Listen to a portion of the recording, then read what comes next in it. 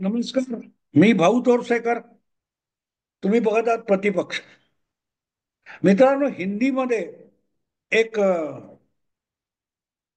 म्हण आहे, लातों के भूत बातों से नहीं मानते. पण मी जे शीर्षक दिलेलं आहे त्यामध्ये जूतो से मानते असं म्हणून प्रश्नचिन्ह टाकलंय. याचं कारण असं आहे की काही लोकांना अपमानित व्हायला आवडते. मी नेहमी असं म्हणतो की काही लोक असे असतात की त्यांना त्यांची लायकी नाही एवढा सन्मान तुम्ही दिलात तर तो त्यांना पचवता येत नाही. सतत अपेशी राहणारी माणसं असतात, त्यांना थोडं यश मिळालं तरी ते पचवता येत नाही आणि ते अशी काय ओकारी करून घाण करून टाकतात की परत एकदा त्या अपयशाच्या नरकात लोळायला लागतात. जगदीप धनखडे त्याचं ताजं उदाहरण आहे. उपराष्ट्रपती पदावरून तडकाफडकी ज्यांना पाय उतार व्हावं लागलं ते जगदीप धनखड यांचा इतिहास काय होता. भारतीय जनता पक्षाने त्यांना थेट उपराष्ट्रपती पदावर बसवलं. त्याच्या आधी त्यांना राज्यपाल केलेलं होतं. हा अडगळीत पडलेला माणूस होता. तो फार पूर्वीपासून भाजपचा काही तो कार्य केलेला कार्यकर्ता वगैरे नव्हता. साधारणपणे सगळेच आपण आजपर्यंत जे राज्यपाल विविध राज्यांचे काँग्रेसच्या काळापासून बघितले तर असं दिसतं की कुठल्याही सत्ता केंद्रात सत्तेत असलेला जो पक्ष आहे किंवा आघाडी आहे त्या पक्षाचे जे कार्यकर्ते वयाने खूप थकलेले आहेत, त्यांनी खूप पक्षासाठी किंवा त्या आघाडीसाठी काम केलेलं आहे, पण आता त्यांचं वय थकलेलं आहे. अशा वेळेला त्यांना जरा ऐशाराम करायला निवृत्तीच्या काळामध्ये एक राजेशाही अनुभव मिळावा म्हणून राज्यपाल करतात. धनखडांचं वय तसंच होतं. पण धनखड यांनी भारतीय जनता पक्षासाठी काही केलेलं नव्हतं. ते मुळातच काँग्रेस पक्षाचे होते. जसे आज आपण बघतो आरिफ मोहम्मद खान म्हणून मला वाटतं बिहारचे राज्यपाल आहेत. ते मूळचे काँग्रेसचे नेते आहेत. राजीव गांधींच्या मंत्रिमंडळामध्ये ते मंत्री होते. शहाबानू केसमध्ये आणि सेक्युलर नेते होते. लक्षात घ्या, मुस्लिम असूनही आरिफ मोहम्मद खान हे खरोखर प्रामाणिक सेक्युलर नेता होते. आणि म्हणूनच शहाबानू केसमध्ये जेव्हा सुप्रीम कोर्टाने शहाबानूच्या बाजूने निकाल दिला आणि मुस्लिम कट्टरपंथीयांनी ओरडाआरडा सुरू केला तेव्हा सुप्रीम कोर्टाच्या निकालावर बोळा फिरवणारा कायदा अध्यादेश राजीव गांधींनी काढला. तेव्हा संतप्त होऊन आरिफ मोहम्मद खान यांनी आपल्या मंत्रीपदाचा राजीनामा दिला होता. तो असो, आज त्यांना सुद्धा ते शेवटी भाजपत आले तेव्हा त्यांना सन्मान करण्यासाठी त्यांना राज्यपाल बनवलेले. मला ते केरळला होते, आता बिहारला आहेत. जगदीप धनखडे तसे होते. पण मुद्दा असा आहे की हे यश पचवता यावं लागतं आणि ते पचवता आलं नाही तर महत्वाकांक्षा वाढतात. आपली गुणवत्ता लायकी कर्तृत्व नसताना सुद्धा मोठमोठ्या अपेक्षा त्या माणसाला भुरळ घालायला लागतात. जगदीप धनखड यांच्या कहाण्या समोर आलेल्या आहेत. त्यांना असं वाटत होतं की राष्ट्रपती देशाचा घटनात्मक प्रमुख आहे आणि उपराष्ट्रपती म्हणजे 2 नंबर आपला आहे. मग आपल्यापेक्षा पंतप्रधान पदावर असलेल्या नरेंद्र मोदींना एवढा सगळा लावा जमा आणि शिष्टाचार प्रोटोकॉल का मिळतो. आणि त्यासाठी त्यांनी तक्रारी करून बघितल्या, काय झालं नाही. तेव्हा ते थेट नरेंद्र मोदींचं सरकार पाडायला निघाले होते. याला महत्वाकांक्षा, चुकीची महत्वाकांक्षा. किंबहुना त्यापेक्षाही आपल्या नसलेल्या कर्तृत्वाच्या त्या महत्वाकांक्षेसाठी यश बुडवायला ही माणसं निघतात. आणि हे पाय जगदीप धनखड हे एकमेव उदाहरण नाहीये. अनेक जण आहेत असे. सत्यपाल मलिक हा माणूस सुद्धा समाजवादी पक्षात होता पूर्वी, मग चौधरी चरण सिंग बरोबर होता. भाजपत जनसंघात नव्हता, पण तरीही पुढच्या उतार वयामध्ये ते भाजपमध्ये आले तर त्यांना राज्यपाल बनवून सन्मानित करण्यात आलं. त्यांना यश पचवता आलं नाही. अचानक त्यांना आपण शेतकरी आणि जाट आहोत आणि त्यासाठी आपल्याला ह्या मोठ्या पदावर सन्मानित करणाऱ्याला लाथा मारल्या पाहिजेत असं वाटलं आणि सत्यपाल मलिक यांनी आपली राजकीय कारकीर्द वयाच्या अखेरच्या काळामध्ये बुडवून घेतली. जगदीप धनखड हे तत्समच आहेत. राहुल आपल्याकडे उद्धव ठाकरे आहेत ना. 2005 मध्ये नारायण राणे आणि पाठोपाठ राज ठाकरे हे शिवसेनेतून बाहेर पडल्यानंतर उद्धव ठाकरेंमुळे बाहेर पडले हे आता जगजाहीर आहे. कोणी ते समजावण्याची आणि खुलासा करण्याची गरज नाही.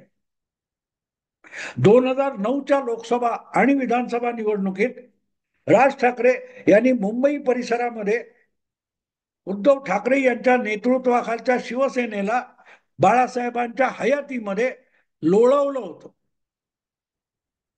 राज ठाकरेंचे 6 आमदार मुंबईत निवडून आले आणि उद्धव ठाकरे यांच्या नेतृत्वाखाली अखंड शिवसेनेचे फक्त 4 आमदार निवडून आले. 4. राज ठाकरे बाहेर पडले आणि बघता बघता शिवसेनेला इतके वाईट दिवस आले की त्यातून डोकं वर काढणं उद्धव ठाकरे यांना अवघड होऊन गेलं होतं. एकामागून एक अपयश मिळत होते. भाजपा सोबत होता म्हणून 2012च्या 2012च्या महापालिका निवडणुकीत मुंबईची सत्ता ज्यांना टिकवता आली, कारण याच मुंबई महापालिकेत राज ठाकरे यांनी 27 नगरसेवक आपल्या स्वबळावर एकट्याच्या निवडून आणले. उद्धव ठाकरेंना भाजपला सोबत घेऊन 80चा पल्ला पण गाठता आला नव्हता. हा सगळा इतिहास मी एवढ्यासाठी सांगतोय की लातो के भूत बातों से नहीं मानते याचं उदाहरण आहे. नितीश कुमार आहेत, चंद्राबाबू नायडू आहेत, हे दोनदा नरेंद्र मोदींना ढकलून धक्के देऊन निघून गेले आणि दोनदा परत शरणागत होऊन आले. कारण यश पचवता येत नाही. फुकट मिळालेलं पचवता येत नाही म्हणतात, त्याचे नमुने. उद्धव ठाकरे यांना राज ठाकरेमुळे जो बसलेला धक्का होता त्यातून सावरणं शक्य होत नव्हतं. ते 2014च्या नरेंद्र मोदींच्या लोकप्रियतेमुळे शक्य झालं. बाळासाहेब हयात असताना त्यांना कधी 15-16 खासदार निवडून आणता आले नव्हते. ते 2014 मध्ये आणि 2019 मध्ये मोदींच्या लाटेमुळे 18 खासदार उद्धव ठाकरेंच्या खात्यात जमा झाले. पण ते पचवता यायला लागतात ना. इथेच तर सगळा घोळ होतो. सन्मान पचवता येत नाही. लाथा खाल्ल्या की बरं वाटतं. लाथा खाल्ल्या की बरं वाटतं. तुम्हाला भेटायला, तुमच्याशी वाटाघाटी करायला मातोश्रीवर भाजपचे वरिष्ठ नेते येत होते. हा सन्मान होता. गेल्या 5-6 वर्षामध्ये काँग्रेस बरोबर जाऊन, शरद पवारांबरोबर जाऊन कोण मातोश्रीकडे फिरकलेला आहे? दिल्लीचा कोणी मोठा काँग्रेस नेता गेल्या 6 वर्षामध्ये मातोश्रीकडे फिरकलाय? ते सोडा, ममता दिदी फिरकल्या नाहीत. हेच उलट तिकडे जनपद पर्यंत जातात. 10 जनपद सोनिया गांधींच्या चरणी आपली सेवा रुजू करायला जातात. आणि आपला प्रवक्ता तर त्यांनी दिल्लीमध्ये सोनियांच्या पायी वाहिलेला आहे, बळी दिलेला आहे. हे मी सगळं एवढ्यासाठी सांगतो की लातो के भूत बातों से नहीं मानते. सन्मान त्यांना पचवता येत नाही. अपमानित होणं हा जणू काय त्यांचा छंद असतो असं वाटतं. आणि या मालिकेमध्ये आता एक नवी भर पडली आहे, ती म्हणजे सिने अभिनेता माजी केंद्रीय मंत्री शत्रुघ्न सिन्हा. वाजपेयी ज्या वेळेला पंतप्रधान होते त्या काळामध्ये शत्रुघ्न सिन्हा हे भारतीय जनता पक्षामध्ये आले आणि त्या सगळ्या हिंदुत्वाच्या लाटेमध्ये पाटणा साहिब, मला वाटते पाटणा साहिब का असा कुठचा तरी मतदारसंघ आहे, तिथून ते लोकसभेवर भाजप खासदार म्हणून निवडून आले. वाजपेयींच्या काळात ते मंत्री सुद्धा झाले आणि पुढे 2014च्या सुमाराला 13च्या सुमाराला नरेंद्र मोदी यांनी जेव्हा भाजपची सूत्र हाती घेतली तेव्हा अनेक जण भाजपचे असे नेते होते की त्यांना असं वाटत होतं की आपल्याशिवाय मोदींचं दिल्लीत पान हलणार नाही. आणि अशा लोकांनी अगदी हिरिरीने नरेंद्र मोदींची चमचेगिरी सुद्धा केली. त्यामध्ये शत्रुघ्न सिन्हा यांचा सुद्धा समावेश होता. माजी मंत्री यशवंत सिन्हा यांचा समावेश होता. अरुण शौरी हे पत्रकार राजकारणी यांचा सुद्धा नरेंद्र मोदींचं गुणगान करणाऱ्यांमध्ये समावेश होता. कारण त्यांची अपेक्षा अशी होती की मोदी पंतप्रधान होतील असं वातावरण आहे आणि ते झालं तर परत अडगणीत पडलेल्या आपल्याला सोन्याचे दिवस येतील, वैभवाचे गतवैभवाचे दिवस येतील. पण तसं झालं नाही. कारण नरेंद्र मोदी हे 12-13 वर्ष गुजरातचे मुख्यमंत्री असताना व्यवहारी राजकारण शिकलेले. त्यामुळे आपल्या कारभारामध्ये आपल्या राजकारणामध्ये ज्याचा खरोखरच आपल्यासाठी आणि जनहितासाठी उपयोग आहे त्यांनाच बरोबर घ्यायचे, बांडगुळ जवळ येऊ द्यायची नाहीत. हे मनाशी खुणगाट बांधून नरेंद्र मोदी हे दिल्लीत आलेले होते, लोकसभा लढलेले होते, पंतप्रधान झालेले होते. आणि त्यामुळे पंतप्रधान पदाची शपथ घेण्याच्या आधी त्यांनी जी आपल्या मंत्रिमंडळाची यादी तयार केली होती त्यामध्ये अशी बांडगुळ आणि चमचेगिरीवर आपलं काहीतरी साध्य करून घ्यायला निघालेली माणसं आहेत, त्यांना खड्यासारखं दूर ठेवण्यात आलं. अरुण शौरी असतील किंवा यशवंत सिन्हा असतील यांच्याशी सुद्धा गुजरात भवन मध्ये बसून नरेंद्र मोदींनी शपथ घेण्यापूर्वी चर्चा केलेली होती. पण ज्यावेळेला मंत्रिमंडळ बनलं तेव्हा त्यांच्या नावाचा कुठेही समावेश नव्हता. आणि त्यामुळे लवकरच अरुण शौरी असतील किंवा यशवंत सिन्हा असतील यांनी स्वपक्षीय पंतप्रधान आणि लोकप्रिय पंतप्रधान, बहुमत घेऊन आलेला पंतप्रधान, एकपक्षीय बहुमत मिळवणारा पंतप्रधान त्याच्यावर दुगाण्या झाडायला सुरुवात केली. शत्रुघ्न सिन्हा सुद्धा खासदार होते पण त्यांचा पहिल्या फटक्यामध्ये मंत्रिमंडळात समावेश झाला नाही. पण त्यांना अपेक्षा होती की मंत्रिमंडळ विस्तार होईल तेव्हा आपली वर्णी लागेल. पण हळूहळू त्यांच्या लक्षात आलं की आपली वर्णी लागण्याची शक्यता नाहीये. त्यामुळे मग शत्रुघ्न सिन्हा सुद्धा कुरबुरी करायला लागले आणि होता होता लोकसभेची मोदींची पहिली टर्म संपण्याच्या आसपास शत्रुघ्न सिन्हा सरळ सरळ पंतप्रधान नरेंद्र मोदी यांच्या विरोधात जहर ओकायला लागले होते, गरळ ओकायला लागले होते. आणि यशवंत सिन्हा किंवा शत्रुघ्न सिन्हा हे तर भाजपचा विरोधक असलेला, राष्ट्रीय विरोधक असलेल्या काँग्रेस पक्षाच्या मंचावर जाऊन मोदींची निंदा नालस्ती करत होते. पण मोदी अत्यंत संयमी माणूस आहे आणि त्यामुळे त्यांनी चुकूनही या लोकांची पक्षातून हकलपट्टी केली नाही. त्यांची अपेक्षा अशी होती की यांनी आपल्याला पक्षातून हाकलावं. तसं बघायला गेलं तर यशवंत सिन्हा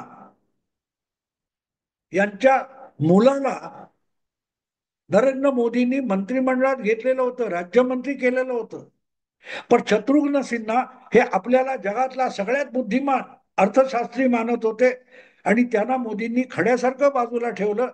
आणि ह्या बापाच्या असल्या उपद्व्यापामुळे मंत्रिमंडळ विस्ताराच्या वेळेला पहिल्या टर्म मध्येच नरेंद्र मोदींनी यशवंत सिन्हा यांच्या मुलाला मंत्रिमंडळातून बाहेर बसवलं. हा सगळा इतिहास मी एवढ्यासाठी सांगतोय की अखेरीस 2019 ची निवडणूक शत्रुघ्न सिन्हा यांना तिकीट मिळणार नाही, काळ्या दगडावरची रेग होती. त्यांना पक्षातून हाकललं नव्हतं. पण 2019 ची निवडणूक आली तेव्हा त्यांना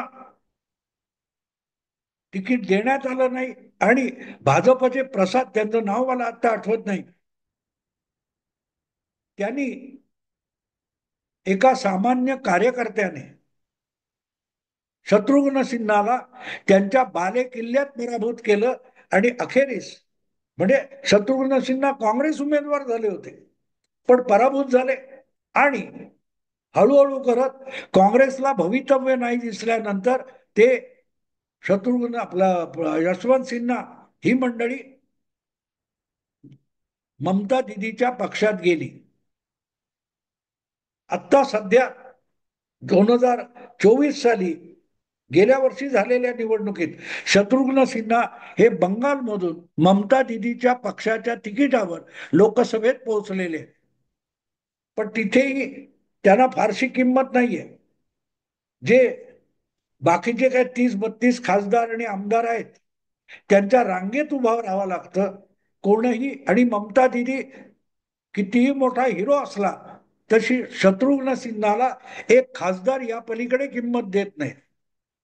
जितकी किंमत अधीर रंजन चौधरी यांना पराभूत करणाऱ्या युसुफ पठाण या क्रिकेटरची आहे, लोकसभेचा सदस्य, या पलीकडे काही किंमत नाही, तितकीच शत्रुघ्न सिन्हा यांना तृणमूल काँग्रेस पक्षामध्ये किंमत आहे. जे 40 खासदार उभे केले जातात त्या रांगेत एक कुठेतरी शत्रुघ्न सिन्हा असतो, त्याला विशेष महत्व नाही आणि आपल्याकडे फारसं लक्ष दिलं जात नाही, म्हणून शत्रुघ्न सिन्हा यांची तृणमूल काँग्रेस पक्षामध्ये घुसमट सुरू झालेली आहे. सन्मान पचवता आला नाही, लाथा मारून घ्यायला माणूस तृणमूल काँग्रेसमध्ये गेला आणि आता यापेक्षा भाजपमध्ये भले मोठं पद मिळालं नसेल पण अपमान तर होत नव्हता. ममता दिदी प्रत्येक जाहीर समारंभामध्ये जिथे शत्रुघ्न सिन्हा हजर असतो तिथे देखील त्याला कवडीची किंमत देत नाहीत. ही वेदना या माजी अभिनेत्याला असह्य झालेली आहे आणि त्यातून मग नरेंद्र मोदी यांच्याशी परत एकदा जवळीक साधण्याची धडपड सुरू झालेली आहे आणि त्यासाठी शत्रुघ्न सिन्हा घरवापसी करणार का याची चर्चा सुरू झालेली आहे. 75वा पंतप्रधानांचा वाढदिवस होता, त्यानिमित्त एकदा दोस्ती असते ती कायमची दोस्ती असते असं सोशल मीडियामध्ये शत्रुघ्न सिन्हा यांनी लिहिलं आणि त्याच्या पलीकडे जाऊन काँग्रेसला टोचणारी काय ती भाषा वापरलेली आहे, चौकीदार चोर नाही मेरा दोस्त है, इथपर्यंत शत्रुघ्न सिन्हा बोलतात. याचा अर्थ घरवापसीचे वेध त्यांना लागलेत असाच होतो. पण ही वेळ कोणी आणली? तिच मोदींनी आणली नाही मित्र, नाही. लातो के भूत बातों से नहीं मानते. शब्दातून जो सन्मान मिळतो तो ज्यांना पचवता येत नाही त्यांना लाथा खाव्या लागतात आणि लाथा सुद्धा जेव्हा त्यांना कळत नाहीत तेव्हा त्यांना दुसरीकडे लावून चपलांचा मार खावा लागतो. लातो के भूत बातों से नहीं मानते, जूतों से मानते असा त्याचा अर्थ होतो. ममता दिदी आपल्या पायातल्या वहाणेपेक्षा आपल्या पक्षाच्या खासदार आमदारांना किंमत देत नाही. ही आपली किंमत कळल्यानंतर चौकीदार दोस्त आहे असं म्हणायची लाचारी शत्रुघ्न सिन्हा यांच्याकडे आली. अनेकांना येते, हळूहळू येते, काही लोकांना लवकर येते, काही लोकांना उशिरा येते. असो मित्रांनो, मी आता इथे थांबतो. आवडलं लाईक करा, शेअर करा आणि प्रतिपक्षाला सबस्क्राईब करा. नमस्कार.